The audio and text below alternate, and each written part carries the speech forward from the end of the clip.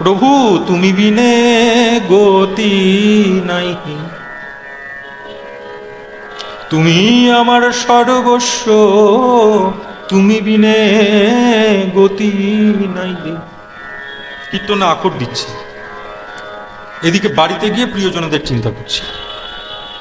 মন্দিরে এত চেঁচিয়ে চেঁচিয়ে গিয়ে এলাম, তুমি বিনে গতি নাই রে, তুমি বিনে গতি নাই রে। ঠাকুরও পর্যন্ত মানে বিরক্ত হয়ে গেছে। আরে বাবা থাম, বুঝেছি আমি বিনে তোর কেউ নাই। ওমা বাড়িতে গিয়ে ভগবানের চিন্তা তো দূর, আমার মেয়ের কি হলো, আমার ছেলের কি হলো, আমার ছেলেটা কোথায় গেল, আমার মা কই, আমার বাবা কই, আমার অমুক কই, আমার মোবাইলটা কোথায় রাখলাম, আমার অমুকটা কোথায় রাখলাম, মায়াময় চিন্তা। নিতাই পদ কমল কোটি চন্দ্র সুশীতল, যে ছায়ায় জগৎ জুড়ে।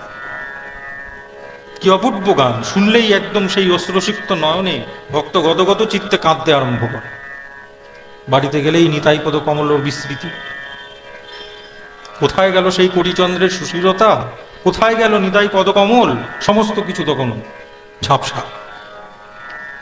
বলছেন যে আপনি মায়ার মধ্যে যত প্রবেশ করবেন ভগবান আপনাকে বিন্দু মাত্র বাধা দেবে না।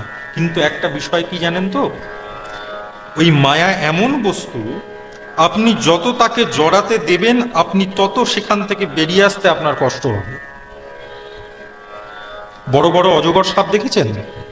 অজগর সাপ যখন শিকার করে, প্রথমে ওই শিকার তার যে শিকারটা তাকে আগে সম্পূর্ণ পেঁচিয়ে নেয়, পেঁচিয়ে এতটাই শক্ত করে ফেলে যাতে আস্তে আস্তে আস্তে আস্তে তার দম বন্ধ হয়ে সে মৃত্যুবরণ করে। তারপরে সে সেই শিকারটিকে সম্পূর্ণ গিলে খেয়ে নেয়। আমাদের অবস্থাটাও সেই রকম।